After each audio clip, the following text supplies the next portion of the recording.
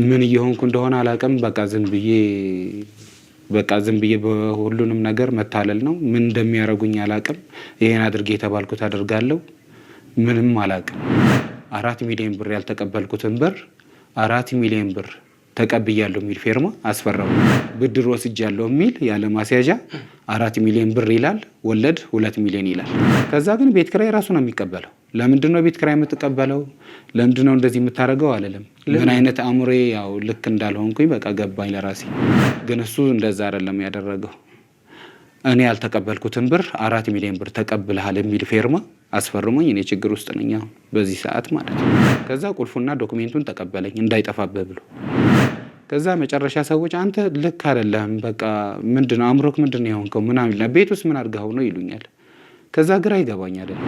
ማላቃት ሴትዮ ነው አሁን እንደምታየው ማላቃት ሴትዮ ብር ያልሰጠችኝ ምንም ግንኙነት የሌለን አታቀኝ አላቃት ነው 4 ሚሊዮን ብር ተቀብያለሁ ብላ ያስፈረመች። በቃ ራሴን እየጨቀጨቅኩኝ ራሴን እየወቀስኩኝ ምን አይነት ስህተት ነው የሰራሁት እያልኩኝ በራሴ ማለት ነው እንደሆነ አላውቅም። ብቻ ይዞኝ ሲሄድ ነው እኔ ትዝ የሚለኝ ወደ ውልና ማስረጃ ማለት ነው እንጂ አታስታውስም? እኔ ምንም ነገር አላውቅም። ይዞም ሲሄድ አታስታውስም? በቃ ይዞኝ ሄደ። ከዛ ምን ልፈርም ልውጣ ምን ላድርግን አላውቅም። እንዴት እንደሆነ አላውቅም። ተመሳጥራው ይሁኑ ተሻሽጣው ይሁኑ ተከራይ ይሁኑ እኔ እኮ አይገባኝም። ምን እንደተባባሉ የሚተዋወቁት እርስ በርሳቸው ናቸው። በባንክ 10,000 ብቻ ነው የሰጠችኝ። እኔ ብሩን አልተቀበልኩም። 4 ሚሊዮን በእጄ መቼም አልቀበልም። በባንክ ነው አይደል? ባንክ ቤት ይጣራልኝ ስለም የሚጣራ ነገር የለም። አንተ ወስደው ሲያስፈርሙ ለምንም ብላ አትጠይቅም? ደንዝዛል። እኔማ ካወቅኩኝማ ሲጀመር ለምን ሳይሆን ለምን ፈርማል?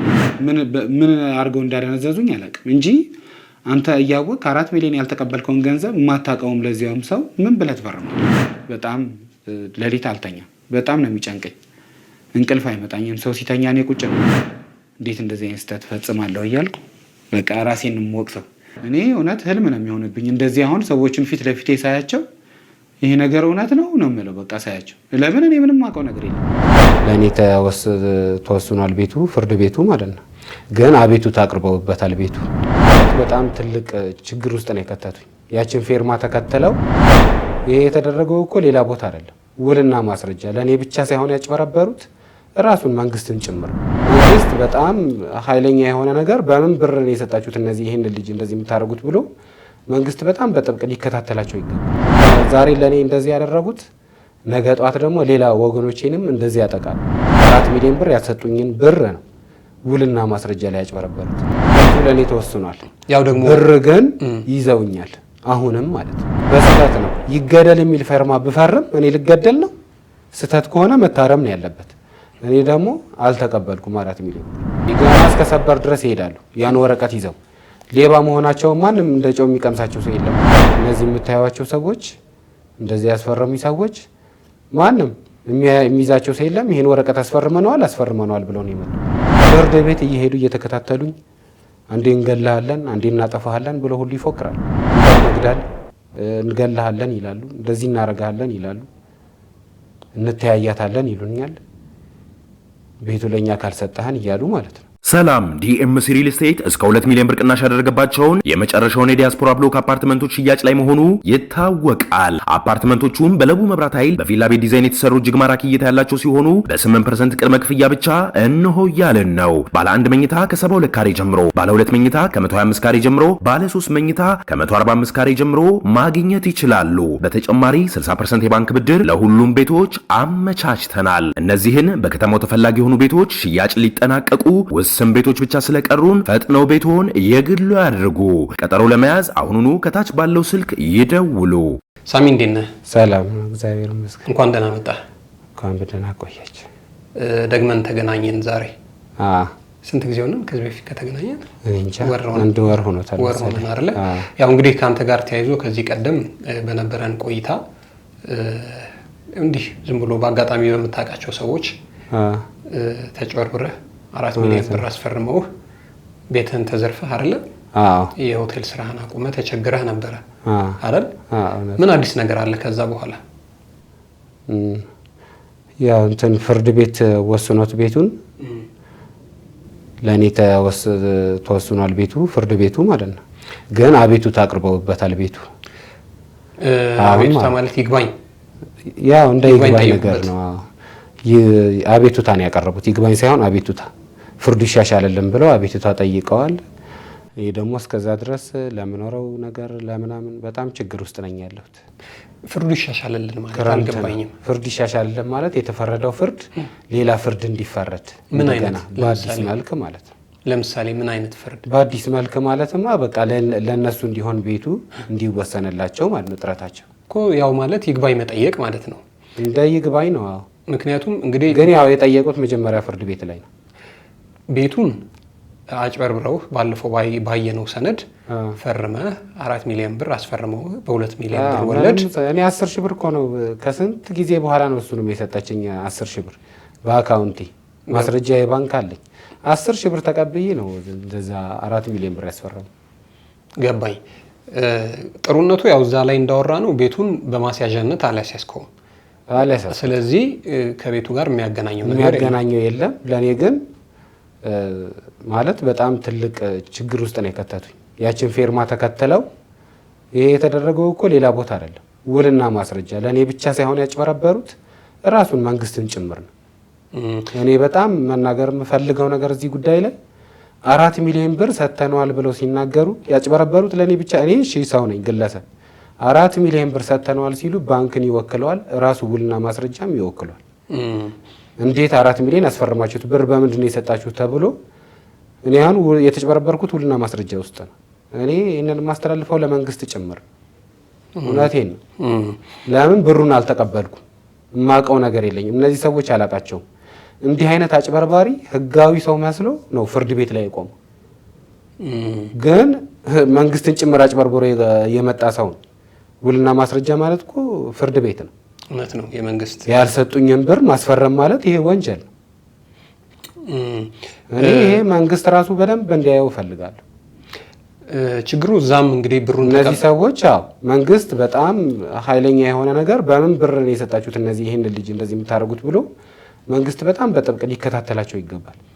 ለምን ዛሬ ለኔ እንደዚህ ያደረጉት ነገ ጧት ደግሞ ሌላ ወገኖቼንም እንደዚህ ያጠቃሉ። ዛሬ ከተቀጡ ግን ነገ አይለመዳቸው። 4 ሚሊዮን ብር ያሰጡኝን ብር ነው ውልና ማስረጃ ላይ ያጭበረበሩት። ለኔ ብቻ አይደለም ራሱ ውልና ማስረጃ ነው ያጭበረበሩት። ገባኝ። እንግዲህ ትልቁ ስህተት ያለው ውልና ማስረጃ ስትፈራረሙ አንተ መጠየቅ ነበረብህ። ተቀብለሃል ወይ ሲሉክ እኔ ጭራሽ አልሰማሁም። ብለንሃል አሉኝ። እኔ አልሰማሁም አልኳቸው። ግድ የለም።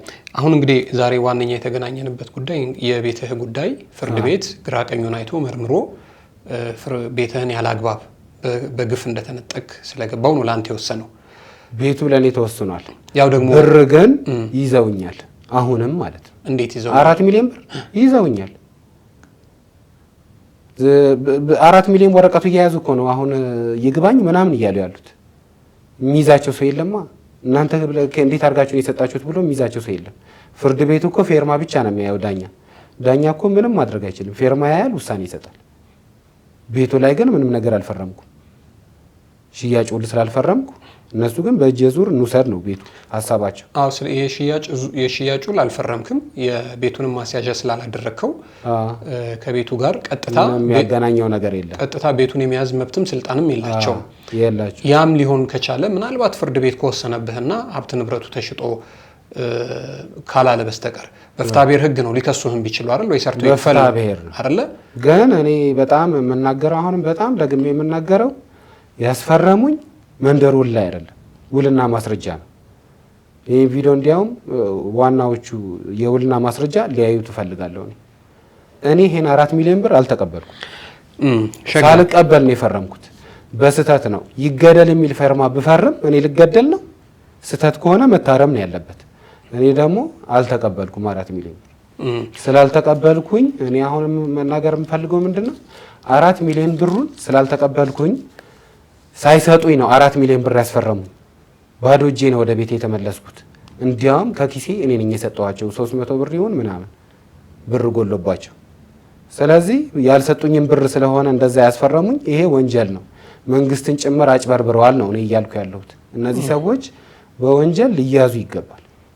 ገባኝ። ጭራሽ ፍርድ ቤት ሊሄዱ አይገባም ነበረ፣ ሊታሰሩ ነበረ የሚገባቸው። ሸጋ ስለዚህ አሁን ላንተ ከተፈረደልህ በኋላ ይግባኝ ጠይቀዋል። ጠይቀዋል። ገና እስከ ሰበር ድረስ ይሄዳሉ። ያን ወረቀት ይዘው ሌባ መሆናቸው ማንም እንደ ጨው የሚቀምሳቸው ሰው የለማ። እንግዲህ እስቲ ያችን ወረቀት ይዘው እስከ ላይ ድረስ እኔን ያሽከረክሩኛል። ገና ሰበር አለ፣ ከፍተኛ አለ፣ ይሄዳሉ። እስከዛው ድረስ ግን ችግር ውስጥ ነኝ። ፍርድ ቤት ስመላለስ ስራ መስራት አልችልም። እንደ ልቤ መንቀሳቀስ አልችልም። አሁን በተገኘችው ሰዓት እኔ ያገኘሁትን ጊዜያዊ ነገር ስራ መስራት ነው የምፈልገው፣ ለጊዜው ማለት ነው። ቢያንስ ራሴን እንድችል፣ ጊዜያዊ ምግቤንም ምናምን እንድችል፣ ቤት ኪራይንም እንድችል፣ ለጊዜው እንድንቀሳቀስ ነው እንጂ እነዚህ የምታዩዋቸው ሰዎች እንደዚህ ያስፈረሙኝ ሰዎች ማንም የሚይዛቸው ሰው የለም። ይሄን ወረቀት አስፈርመነዋል ብለው ነው የመጡብኝ። እኔ ብሩን ግን አልተቀበልኩም። ብር የሰጡኝ በባንክ 10,000 ብር ነው። ባንክ ምስክሬ ነው ለኔ። መንግስት ራሱ ይሄን አይቶ ይሄን ቪዲዮ በአጋጣሚ ካየው እውነቴን ነው የምልህ፣ ጠቅላይ ሚኒስትራችን ራሱ ይሄን ቪዲዮ ቢያየው እና እንዴት አድርገው እንደሰጡኝ መንግስት ቢይዝልኝ እኔ ደስ ይለኛል። በጣም እላይ ቦታ ድረስ ቢሄድ ማለት ለምን የእውነታ ስለያዝኩኝ 10,000 ብር ብቻ ነው በባንክ የተቀበልኩት። ወይል እሱን እንግዲህ ያው የባለፈው ኢንተርቪው ላይ ተነጋግረናል። አሁን ትልቁ ጉዳያችን እንግዲህ ቤት አገኘህ ብለን ደስ ብሎን ነበር። እኔ ላንተም ተፈረደልኝ ፍርድ ቤትም ስትለኝና ያፈጻጸም ወደ አፈጻጸም ለማለት ተወስኗል። በፍርድ ቤት ተወስኗል። አይቻልም ተብለዋል። ሊሸጡት ነበረ፣ ሊወስዱት በስማቸው እንዲዞር ለፍርድ ቤት ጠይቀው ነበር። እንዲያውም ሊወስዱት ሁሉ ነበር አስፈርመው፣ ዳኛ ፈቅዶላቸው ሁሉ ለመውሰድ አስበው ነበር። የእነሱ አድራሻ ስልካቸው አለህ እንዴ? አዎ ስልክ ቁጥራቸው አለኝ፣ አድራሻቸው አለ። ምናልባት መጠየቅ ከቻልን ብዬ ነው። በምን አይነት ሁኔታ ነው፣ የት ነው የሰጣችሁት ምናምን የሚለውንም ጉዳይ ስልክ ቁጥር ነው ያለኝ። በቃ ደውለን ፈቃዳቸው ከሆነ እንጠይቃቸዋለን። ምክንያቱም 4 ሚሊዮን ብር አንደኛ በጥሬ ገንዘብ ይዞ መንቀሳቀስ አይቻልም፣ ወንጀል ነው። ያማ ፍርድ ቤትም እንትን አላቸው። ሁለተኛ በባንክ ከሆነ ደግሞ የከፈሉት ምን እንደሆነ ታውቃለህ? ፍርድ ቤቱ ደግሞ ትልቁ ችግር ፌርማ ከፈረምክ ክፈል ነው። እዛ ለመቀበልህን ማንም ያይ የለም። ግን እነዚህ ሰዎች አንድ ትልቅ የሆነ ተቋምን አጭበርብረው ነው እኔን እንደዛ ያስፈረሙኝ። ወንጀል እንደሆነ እንኳን ሳይፈሩ ገባኝ። ያልሰጠኸውን ብር ሰጥቻለሁ ብለህ ማስፈረም ራሱን የቻለ ወንጀል ነው። እንግዲህ ምናልባት አንተም እኔ ለምን እንደፈረምኩ አላውቅም። እኔ ፈዝዤ ነው ምን አድርገውብኝ ነው አላውቅም። እነዚህ ሰዎች ደግሞ እኔ የምናገረው አሁን እንደዚህ የፈረምኩት ፈዝዤ ነው ምናምን ያልኩት የማላውቃቸውን ሰዎች አይደለም። አሁንም ከጎን ያለው ፍርድ ቤት እየሄዱ እየተከታተሉኝ አንዴ እንገላለን አንዴ እናጠፋለን ብለው ሁሉ ይፎክራሉ። ይዝቱባል። አዎ እንደ መግደል እንገላለን ይላሉ፣ እንደዚህ እናረጋለን ይላሉ፣ እንተያያታለን ይሉኛል፣ ቤቱ ለኛ ካልሰጠህን እያሉ ማለት ነው። ይሄን ሁሉ ነገር ያንኩት በእነሱ ምክንያት። መልካም። እነሱን እንዳልኩህ መተው የእነሱንም ወገን መስማት ስላለብን ፈቃደኞች ከሆኑ እንጠይቃቸዋለን። በምን አይነት ሁኔታ ነው 4 ሚሊዮን ብር የሰጣችሁት? 2 ሚሊዮን ብር ወለድ በ2 ወር ውስጥ እንዴት ተደርጎ በምን አይነት አቅሙ ነው የሚሉትና ሌሎችን ጉዳዮች እኛ ሙያችን በሚፈቅደው መጠን እነሱን እንጠይቃለን። እንግዲህ ዛሬ የተገናኘንበት ምክንያት አለን። ወደዛው ከመሄዳችን በፊት ግን እንግዲህ አንተ ሆቴልህንም ከስረሃል፣ ቤትህንም ተነጥቀሃል፣ ችግር ውስጥ እንደሆንክ ነው እየነገርከኝ። ባለፈውም የቤት ክራይም ከፍሎ አጣው ብለኸኝ ነበር። በምን አይነት ሁኔታ ውስጥ ነው ያለኸው አሁን? ምንም በቃ ምንም ነገር የለኝም። እኔ አሁን ያለኝን ነገር በሙሉ ተሽጧል፣ ንብረቴ ማለት ነው። ለግዴታ ለፍርድ ቤት መመላለሻ ስለሚያስፈልገኝ ለአንዳንድ ነገር ለጽሁፍም፣ ለምንም፣ ለትራንስፖርትም፣ ለምግብም ስለሚያስፈልገኝ ብዙ ነገሬን የለም። አሁን ጨርሻለሁ። ምግብ ቤት ነው የምትበላው? እቤት ካገኘው እቤት ሰርቼ እበላለሁ፣ ከሌለ ደግሞ ውጭ እበላለሁ። የሚያቀኝ ሰውን ካለ ሰው ያበላኛል። ማለት ጥሩ ነገር ያደረጉልኝ ሰዎች አሉ። በዚህ አጋጣሚ በጣም የሚያውቁኝ ትላልቅ ሆቴል ያላቸው እንደነገርኳችሁ 02 እና ማጀቴ እጄ እንደ ምግብ የፈለኩትን ምግብ ነው እኔ የምበላው። እንደ ማንኛውም ከስተምር ሸክላ ጥብስ ምናምን ታዞልኝ ነው የምበላው። በጣም ነው ማመሰግናት። ምግብ እየተቸገርክ አይደለም፣ ሲሄድ ነው የምልክ። ግን ሁልጊዜ አንተ ቁርስ በላህና ምሳ ያስፈልጋል። ሁሌ ደግሞ አይካሄድም፣ ነውር ነው። ያ ሰውም ሼም ይዛል። አንተ እንደ ማንኛውም ሰው ዛሬ በልተህ አሁን ነገም ሂደህ ልብላ ይባላል አትልም። ግን ባገኙኝ አጋጣሚ ለእኔ በቃ የፈለኩትን ምግብ እንደ ራሴ ቤት ሂጄ ነው የምበላው። ማጀቴ ራሱ ማንም አይከለክለኝም። ከፈለኩትን ስጋ አንስታ ነው ለኔ የምታበላኝ። እንግዲህ አሁን የአጋጣሚ እንዲያውም በጣም ነው የማመሰግናት ለሷ የማጀቴ ሆቴል ባለቤት። አዎ በጣም ስሟን ጠቅሰህ ማመስገን ትችላለህ። አለም ትባላለች፣ ባለቤቷ ሰለሞን ይባላል። በጣም ጥሩዎች ናቸው፣ ለኔ መልካም ሰዎች ናቸው። እንግዲህ አሁን በፍርድ ቤት ተወስኖልህ ነበረ፣ ወደ አፈጻጸም ስትሄድ እነሱ ደግሞ ይግባኝ ጠየቁ። ስለዚህ አሁን ቤት የለህም፣ ቤት በክራይ ነው። ብዙ ናቸው፣ አለም ብቻ አልኩ። ሌሎችም ሃይማኖት የምትባልም አለች። ለኔ ብቻ የኮተቤ ህዝብ ለኔ መልካም ህዝብ ነው፣ እስከ ላምበረ ድረስ ጋሸቱ የሚባሉም አሉ። ለኔ በቃ ጥሩ ሰዎች ናቸው። እንደዚህ ትላልቅ ቤት ያላቸው ነጋዴዎች እኔ ተረቤ ዝም አይሉ። ምግብ ቢቸገረኝ ምግብ እበላለሁ፣ ግን ሁሌ ደግሞ አይካሄድም። አንተ ሰው ጋር ይከብዳል። ምንድነው አሁን እንግዲህ ባለፍ ገደም በጣም ታዋቂ የሆነ ሶሻል ሚዲያ ላይ ታዋቂ የሆነ ወንድም እንዳለ ሰምቻለሁ አይደለ? ዘመዶች ጓደኞች የሉህም ውጭ ሀገር? የኔ አሉ ወንድሞቼ፣ 2 አሉ። የት ነው ያሉት? ጀርመን። ምንድነው አይተገናኙም? አያግዙህም? አይ እንደዚህ እንደሆንኩኝ ላያውቁ ይችላሉ፣ ግን አሁን ይሄን ቪዲዮ ከተከታተሉ ይረዱኛል ብዬ አስባለሁ። ግን ስታመም ደግሞ አንደኛው ወንድሜ ገና አሁን ነው የሄደው፣ ቅርብ ጊዜ ነው የሄደው። አንደኛው ዋናውን አይደለም የሱ መንታል ይላል። እዚህ የታመምኩ ጊዜ ለምታከምበት ምናምን ልኮልኛል። ምንም አላገኝ የለውም ብር፣ ገና እየተማረ ነው ያለው እንጂ መቸገርህን እንደዚህ አያውቁም። መታመሜን ሰምቶ ነው ለሕክምና ብር ልኮልኛል። ወደ አንዴ 3000 አንዴ 2000 ብር አንዴ 2000 ብር አንዴ 3500 ብር ልከውልሃል ብላ እህቴ ሰጣኛለች። አሁን አንተ አሁን ስራ መስራት ፈልጋለሁ እያልክ ነው። ስራ መስሪያ ብር የሚሰጠህ ሰው የለም? ወንድሞች አሁን ጀርመን ያሉት ለምሳሌ አንደኛው አይቼዋለሁ፣ ታዋቂ ነው፣ ሶሻል ሚዲያ ላይ ያለ ነው። አሁን ስሙን መጥቀስ አስፈላጊ ስላልሆነ ነው አይደለ? እንዲጠቀስ አልፈልግም። ቢሆንም እኮ ምንድነው ደውለህ አትጠይቃቸውም? ለዛሬ ካልሆኑ ወንድሞች ያው እንግዲህ የሰው ልጅ የራሱ ፍቃደኛ ካልሆነ አይሆንም። እንደዚህ ያው ሰው የቻለውን ያረግልህን አመስግነው ነው የምታልፈው እንጂ እንደዛ አይደለም። ያው እንደነገርኩህ ነው። እኔ አሁን ማጀቴ እህቴ ሆነ አይደለም፣ ግን ያው ሰው እንደ ማንኛውም ሰው ልርዳ ካለ ሰው ይረዳል። እኔ አሁን በዚህ ሰዓት ወንድም አለኝ ምን አለኝ ሳይሆን እኔ በቃ እንደ ማንኛውም ሰው እኔን የሚያግዘኝ ሰው ካገኘው ስራ እንድሰራ ሲጀመር የራሴ ሙያ አለኝ። ስራ እንትን አገልግልም ማቅረብ እችላለሁ። የፈለኩትን እጄ ስራ የመስራት በጣም በቂ ብቃት አለኝ። እኔ ስራዬን እሰራለሁ እንጂ እኔ ከሰው እንትና እንደዚህ እንዲያደርግልኝ ወንድም እህት እኔ ብዙ ከልጅነቴም ሲጀመር እንደዛ ጠብቄ አላደግኩ። በራሴ ነው ማለት በቃ እንደዚህ ሰርቼ ነው እንጂ ያደግኩት ማንም እንትን ብሎልኝ አይደለም። ከነሱም እኔ ብዙ ነገር አልጠብቅም። እንግዲህ እርስ በርሳቸው ሊረዳዱ ይችላሉ እንጂ ለኔ ብዙ አይደለም። የአባቴ ልጆች ናቸው። አባት ብቻ ነው የምትገናኙት? በእናት አንገናኝ። ስለዚህ ለዛም ሊሆን ይችላል። እኔ አላውቅም። እናታቸው ለኔ መልካም ነች፣ መጥፎ ሰው አይደለች። እኔ መጥፎ ሰው አይደለችም። አብሬያቸው ኑር ያለው እየሰራው ስራዬን ያው መስተንግዶ ስራ እየሰራው እነሱ ጋር ነበር የምኖረው። ለኔ ክፉ ሰው አይደለች። እነሱም ለኔ ክፉ ሰው ናቸው ማለት አይደለም። ክፉ ሰዎች አይደሉም እኮ። አሁን ቆይ ሳሚ፣ አሁን ችግሬን ቢያውቁ ያግዙኛል ብለህ ታስባለህ? እኔ እንጃ። ይሄ እነሱ እንትን ነው። የሰው ልብ ውስጥ ማወቅ አትችልም። መገመት ከዚህ በፊት ያላየውን ነገር ዛሬ ያገኛለሁ ብዬ እኔ እሺ። አሁን ምንድነው መስራት የምትፈልገው? እንደው ሰው ላግዘው ቢል ምንድነው አንተ መስራት የምታስበው?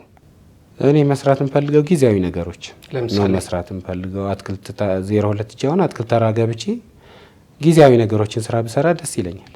አትክልት ነገሮች ማለት ነው እኮ ቀን እስኪያልፍ ማለት ነው። ቀን እስኪያልፍ ድረስ እንጂ የራሴ ትልቅ ሙያ አለ። በዛ ሙያዬ ነው እኔ መስራት የምፈልገው ፍላጎቴ።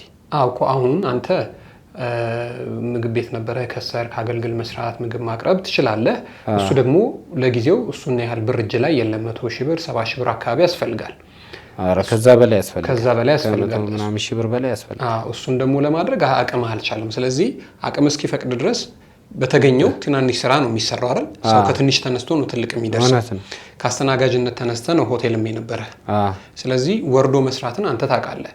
አሁን አትክልት ምናምን ልሰራ እችላለሁ አልክ። ምን አትክልት ለምሳሌ ምን ማድረግ? ምንም በቃ ሽንኩርት ምናምን ነገር መሸጥ።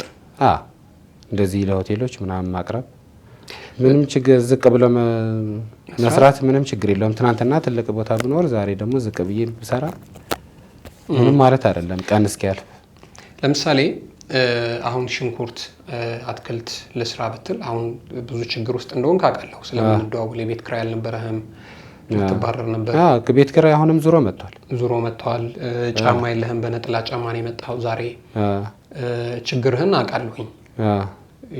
ያው ግን በዚህ አይነት ችግር ውስጥ ምን ያህል ብር ባገኝ ለምሳሌ ሽንኩርት ሰርተህ ቢያንስ የቤት ኪራይህንና የቀን ቀለብህን እንድትችል ማለት ነው።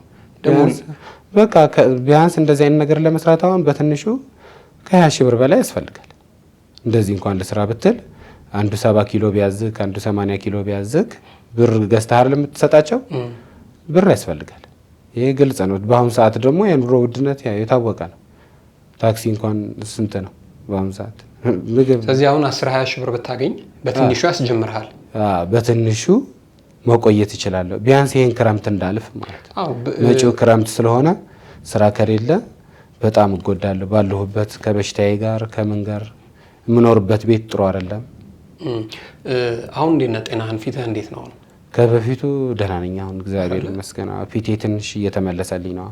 ወደ ቀኝ ነበር የተጣመመው ነው? ወደ ቀኝ ወደዚህ የተጣመመው ወደ ቀኝ ነው የተዞረው። ዙሮ ነበር ፊቴ። ፊዚዮቴራፒ ብትሰራ አሁንም ሊመለስ ይችላል በደንብ ከዚህ በለጠ። ያንን ደግሞ ገንዘብ ያስፈልጋል።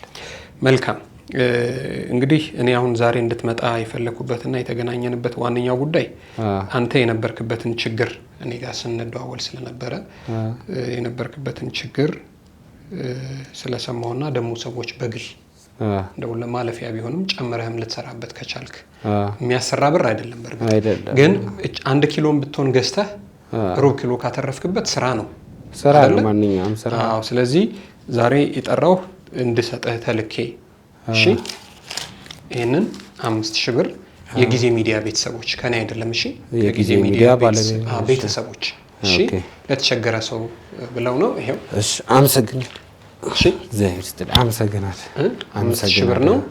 ከዚህ በፊት በብዙ ተታላል አግኝተህ ያጣ ሰው ነህ። ያሰራሃል ማለት አይደለም።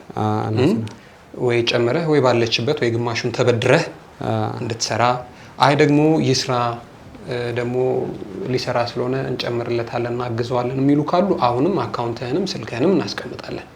እሺ፣ ምን ፈልገው ግን ሰርተህ ቤትህ እስኪመለስልህ ራስህን ችለህ እንድትኖር ነው።